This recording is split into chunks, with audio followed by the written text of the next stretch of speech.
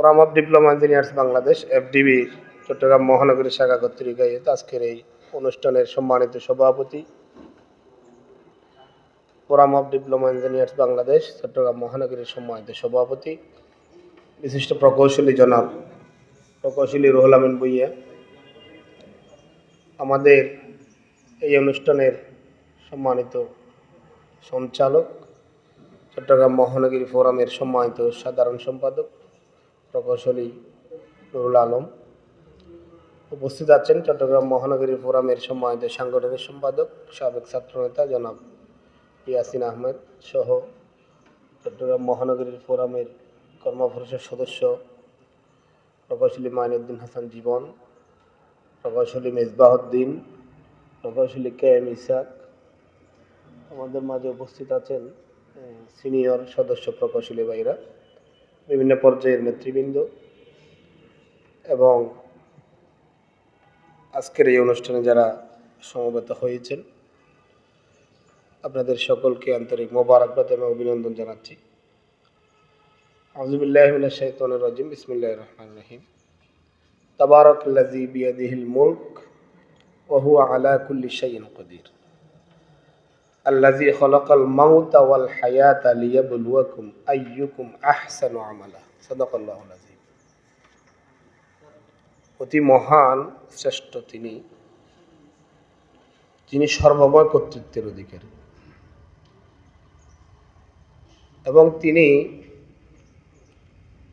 জীবন এবং মৃত্যু সৃষ্টি করেছেন আমলের দিক দিয়ে কে শ্রেষ্ঠ, কে সর্বোত্তম সেটা দেখার জন্য। তিনি একাধারে মহাশক্তিধর, আর একদিকে তিনি মহান ক্ষমাশীল। সূরা মুলকের এই আয়াতের তাৎপর্যের আলোকেই বর্তমান সময়ে বাংলাদেশের প্রেক্ষাপট আপনাদের সকলের সামনে উপস্থাপিত হয়েছে। সম্মানিত নেতৃবৃন্দ, forum of diploma engineers Bangladesh 1987 সালেই 86 সালে সর্বপ্রথম কার্যক্রম শুরু হয় 25 জন সদস্য প্রকৌশলীর উদ্যোগের মাধ্যমে। প্রাথমিক পর্যায়ে সাংগঠনিক কার্যক্রম নিজেদের মধ্যে আলোচনা, পর্যালোচনা, যোগাযোগ এর মধ্যে সীমাবদ্ধ ছিল। প্রায় 11 বছর পর 1997 সালে ঢাকার টঙ্গীতে জামাতের জাতীয় রোকন সম্মেলনে বাংলাদেশের সকল রোকনরা যেখানে উপস্থিত ছিলেন, সেখানে আমাদের এই সংগঠনের সর্বপ্রথম যিনি উপদেষ্টার দায়িত্ব পালন করেন, তৎকালীন সেক্রেটারি জেনারেল শহীদ আলী হাসান মোহাম্মদ মুজাহিদ, তিনি ঘোষণা দিলেন ডিপ্লোমা ইঞ্জিনিয়ার রোকন যারা আছেন তারা এই হলের একটা পাশে বসবেন, সম্মেলনের পরে তাদের সাথে আর একটা সম্মেলন শুরু হবে। সেই সম্মেলনেই ফোরাম অফ ডিপ্লোমা ইঞ্জিনিয়ার্সের কার্যক্রম আনুষ্ঠানিকভাবে যাত্রা শুরু করে। আলহামদুলিল্লাহ, সেই 100 জন সদস্য ভাই যারা এই সংগঠন প্রতিষ্ঠার জন্য কাজ করেছেন, তাদের মধ্যে থেকে অনেকেই মহান আল্লাহ তাআলার ডাকে সাড়া দিয়ে চলে গেছেন। এর মধ্যে অন্যতম একজন হচ্ছেন আমাদের চট্টগ্রামের সাবেক দায়িত্বশীল, চট্টগ্রাম মহানগরী জামাতের অর্থ সম্পাদক ছিলেন, ফোরামের কেন্দ্রীয় প্রতিষ্ঠাতা সভাপতি ছিলেন, ফোরামের সহসভাপতি ছিলেন, চট্টগ্রাম জেলা আইডিবির অর্থ সম্পাদক ছিলেন প্রকৌশলী এ কে এম আব্দুল ওয়াদুদ মরহুম। আমরা ওনাকে স্মরণ করছি আজকের এই সম্মেলন থেকে। আমরা স্মরণ করছি চট্টগ্রাম মহানগরের সাবেক ফোরামের সাধারণ সম্পাদক মরহুম প্রকৌশলী ফজলে রব করিম, যিনি দুনিয়া থেকে বিদায় নিয়েছেন 2-3 বছর আগে। ওনারা 2 জন সহ আরও যে সমস্ত নেতৃবৃন্দ আল্লাহ তাআলার ডাকে সাড়া দিয়েছেন, এই সংগঠনের প্রতিষ্ঠাবার্ষিকীর মঞ্চ থেকে মহান আল্লাহ তাআলার কাছে ফরিয়াদ করছে আল্লাহ তাআলা যেন তাদেরকে জান্নাতুল সর্বোচ্চ স্থান জান্নাতুল ফেরদাউসের মেহমান করেন, আমিন। সম্মানিত ভাইরা, ফোরাম অফ ডিপ্লোমা ইঞ্জিনিয়ার্স বাংলাদেশের প্রকৌশলীদের নিয়ে কাজ করছে। আপনি বাংলাদেশে দুর্নীতির যেই রেশিও, সেই রেশিওতে আপনি প্রকৌশলীদের অবস্থান দেখবেন অনেক উপরে, প্রকৌশল সেক্টরের অবস্থান দেখবেন অনেক উপরে। এই সেক্টরটাকে দুর্নীতিমুক্ত যদি করা যায়, এই প্রকৌশল অঙ্গনটার মানুষগুলোকে যদি সৎ এবং আদর্শ মানুষ বানানো যায়, বাংলাদেশ সমৃদ্ধ বাংলাদেশ হওয়ার প্রতি অনেক দূর এগিয়ে যাবে। বাকি কাজটা সরকার করে। আমরা শুধু এই সেক্টরটাকে একটু ঢেলে সাজাতে চাই। এই সেক্টরের দুর্নীতিগ্রস্ত মানুষগুলোকে আমরা দুর্নীতিমুক্ত বানাতে চাই। এই সেক্টরের অধ্যয়নরত ছাত্রছাত্রীদেরকে আমরা কোয়ালিফাইড ইঞ্জিনিয়ার হিসেবে বাংলাদেশের মানুষের সামনে উপস্থাপন করতে চাই। এই কার্যক্রম এবং এই স্বপ্ন নিয়ে ফোরাম অফ ডিপ্লোমা ইঞ্জিনিয়ার্স কাজ করেন এবং কাজ করে যাচ্ছেন। তা আমরা একটা জায়গায় সততার সহিত বাংলাদেশের সর্বোচ্চ মহলে, এখন যেহেতু আমরা আইডিবিতে কাজ করার একটা সুযোগ হয়েছে, আইডিবিতে তাদের সামনে আমরা বুকে হাত দিয়ে চ্যালেঞ্জ করি, বাংলাদেশের ফোরামের যত জনশক্তি আছে, যতজন সদস্য প্রকৌশল আছে, একজনকেও পাবেন না যারা দুর্নীতির সাথে সম্পৃক্ত। যদি আমাদের মধ্যে এরকম কিছু থাকে, তাহলে তওবা করে আমাদেরকে সেই জায়গা থেকে ফিরে আসতে হবে। আমি যেই সংগঠন করি, এই সংগঠনের সাথে দুর্নীতির সাথে আপোষ করার কোনো সুযোগ নাই।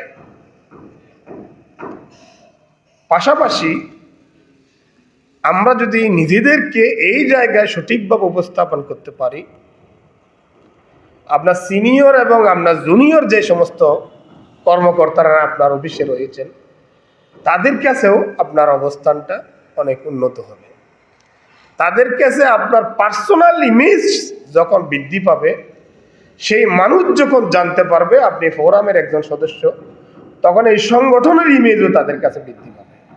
সংগঠনের ইমেজ বৃদ্ধি করার মাধ্যমেই আপনি যখন একটা সময় institution of diploma engineers Bangladesh আইডিবির প্রতিনিধিত্ব করার জন্য তাদের কাছে যাবেন, জনসমর্থন চাইবেন, তখন তারা আপনাকে সহযোগিতা করবে, আপনার পক্ষে অবস্থান করবে। সেজন্য ফোরাম অফ ডিপ্লোমা ইঞ্জিনিয়ার্সের প্রথম অগ্রাধিকারভুক্ত কর্মসূচি হচ্ছে একটা দুর্নীতিমুক্ত, সৎ এবং আদর্শবান প্রকৌশলীদের সমাজ গঠন করা। সম্মানিত ভাইরা, 2 নম্বর আমি আপনাদের সামনে যে বিষয়টা বলতে চাই, সেটা হলো আমরা এতদিন সরকারের কাছাকাছি না থাকার কারণে সরকারি সেক্টরগুলোতে প্রকৌশলীরা কী রকম সমস্যায় রয়েছে, কী ধরনের বৈষম্যের মধ্যে রয়েছে ডিপ্লোমা ইঞ্জিনিয়াররা, আমরা অনেক সময় সেগুলো দেখার সুযোগ পেতাম। এখন আইডিবিতে দায়িত্ব পালন করার কারণে আমরা যেটা দেখতে পাচ্ছি, সেটা হলো বাংলাদেশের ডিপ্লোমা প্রকৌশলীদের যে অঙ্গন, সেই অঙ্গনের প্রতিটি সেক্টরেই বৈষম্যের শিকার হচ্ছে তারা। শুধু চট্টগ্রাম আর ঢাকা বলে কথা না, বাংলাদেশের প্রতিটি জায়গায় ডিপ্লোমা ইঞ্জিনিয়ার্সদের বৈষম্য করা হচ্ছে। আপনারা জেনে আশ্চর্য হবেন,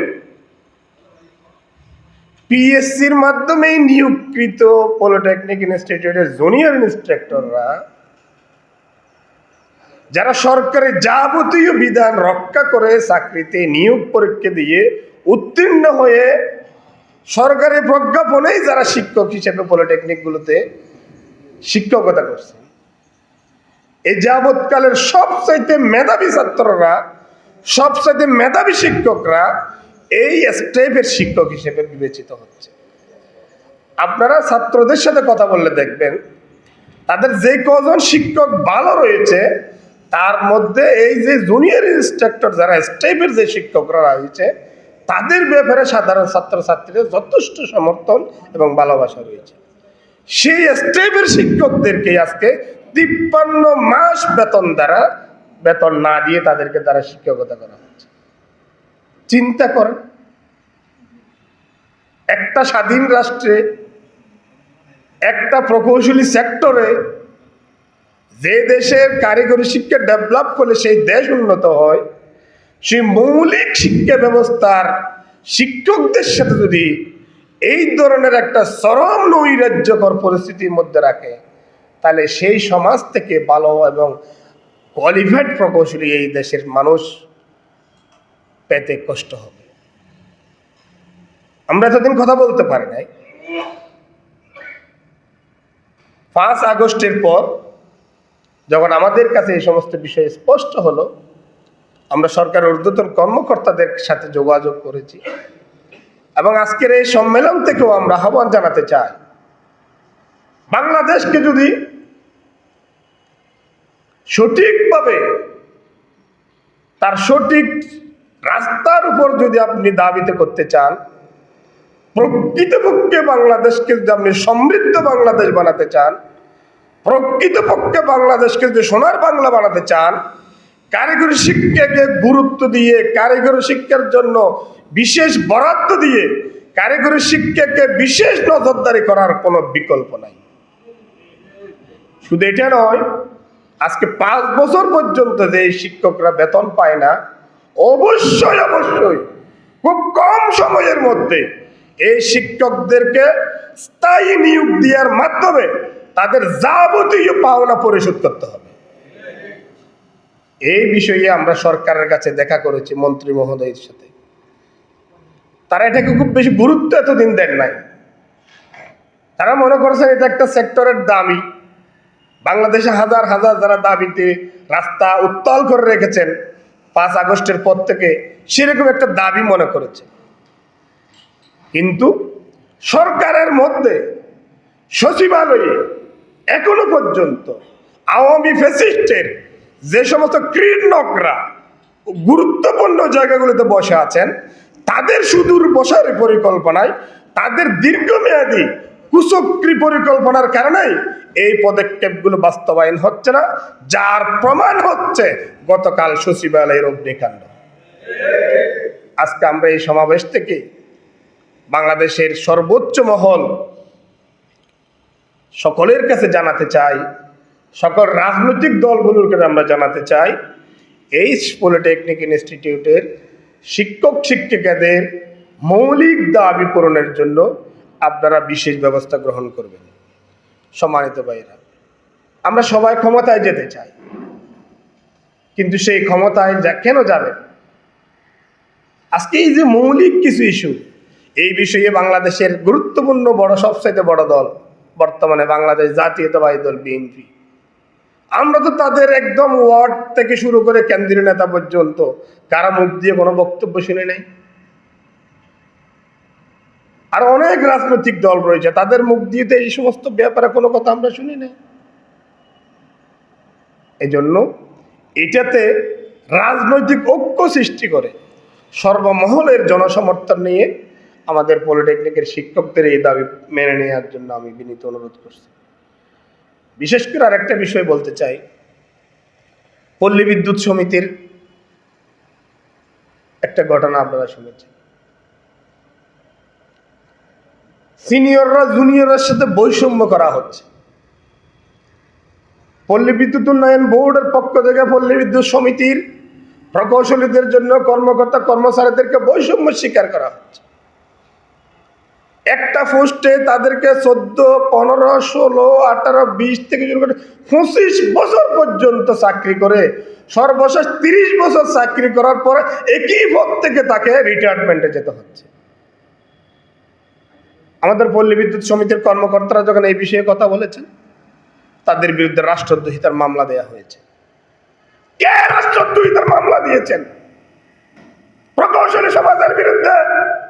শুধুমাত্র দাবি আদায় করার জন্য, দাবি উত্থাপন করার কারণে একজন মানুষকে কিভাবে রাষ্ট্রদ্রোহীর মামলা দেওয়া হয়?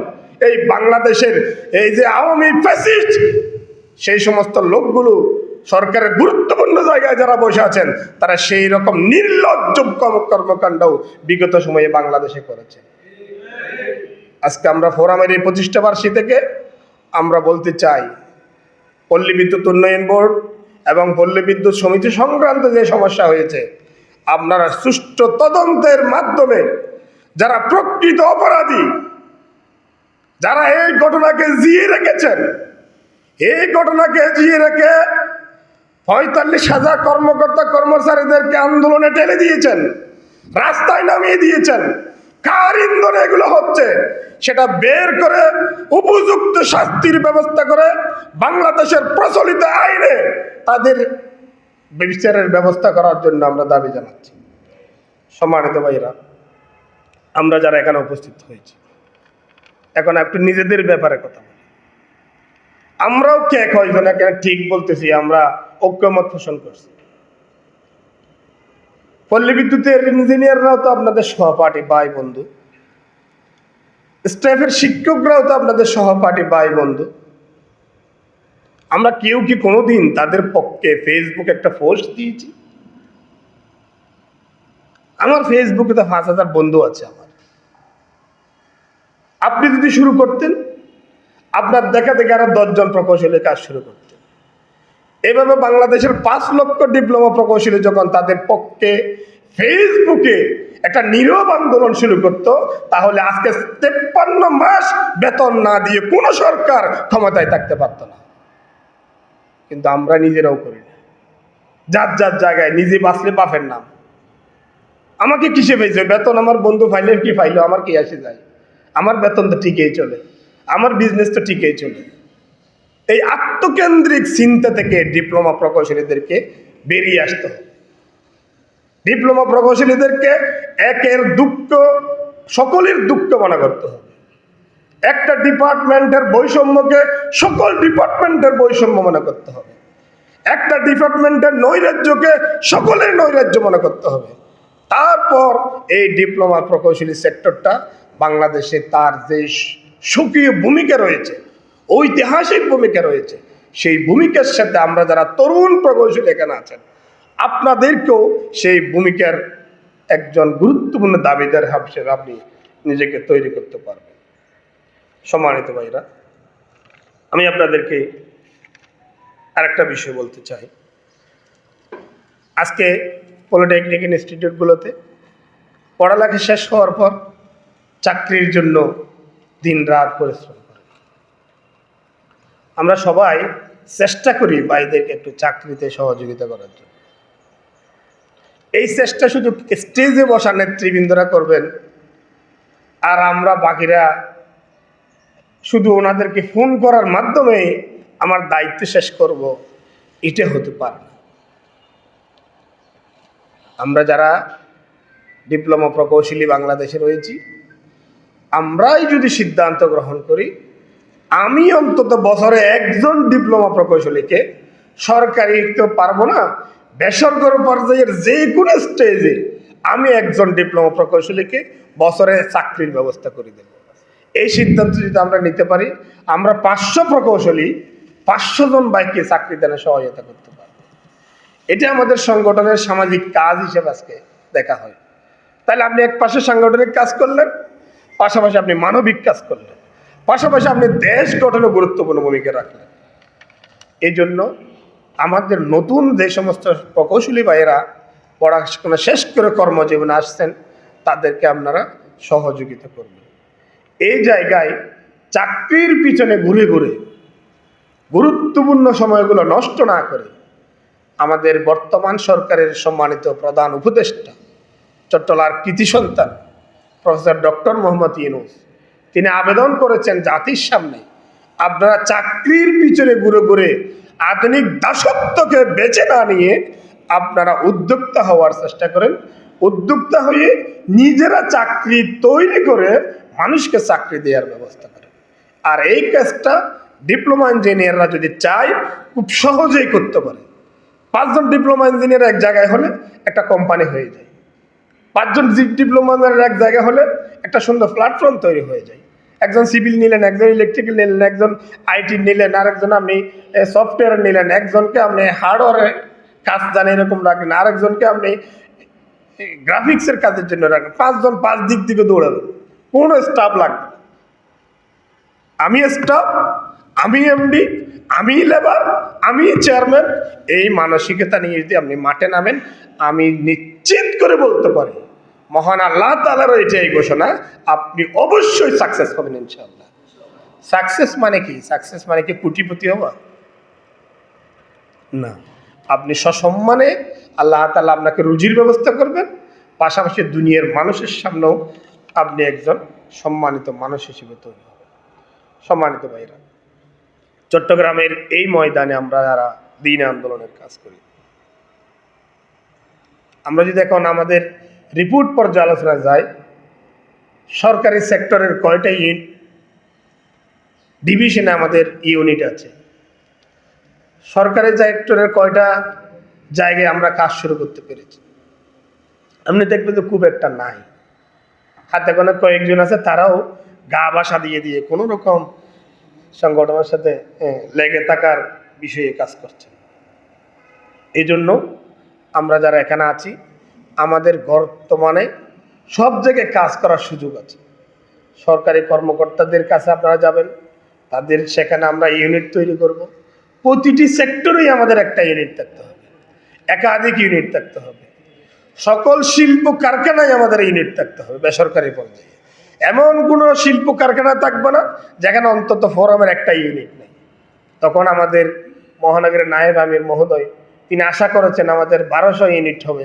সেই 1200 ইউনিট না হলেও অন্তত 200 ইউনিট হবে, আমরা কাছাকাছি যেতে পারবো। সম্মানিত ভাইরা, আপনাদের সকলকে আমি আন্তরিক অভিনন্দন এবং মোবারকবাদ জানাচ্ছি।